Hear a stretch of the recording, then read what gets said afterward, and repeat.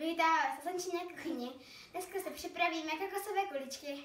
4 deka másla, 12 deka cukru, 3 deka kaká, 5 deka kokosu a 1 bílek. Takže vezmeme si mísu, nasypeme do toho všechny ingredience.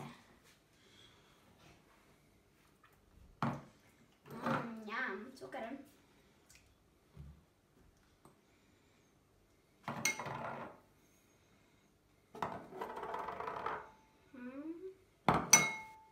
A promícháme.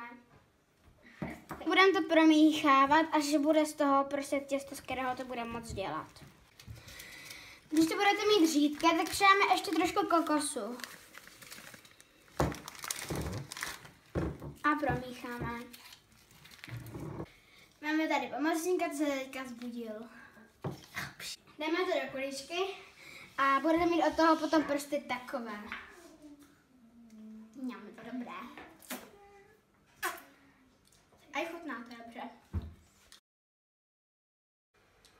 Co neslížete, to umíjete.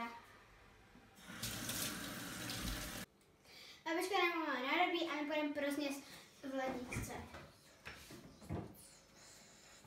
A budeme dělat kuličky. Takže budeme vzít sušičku a budeme dělat kuličky ve tvaru, ve velikosti lžičky. Někdo může dělat větší, menší. Až se uděláme kuličku, tak nasypeme kokos a obalíme to v kokosu.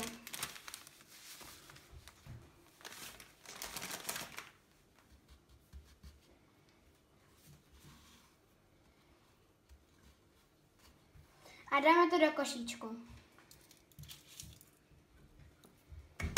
A to pořád opakujeme, dokud nám nedojde těsto.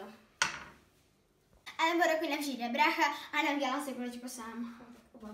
Nebo když to budete dělat spolu, tak to budete mít rychleji. A je to! Dobrou chuť přeji všem! Děkujeme za zhlédnutí, přejeme dobrou chuť a těšíme se na další video.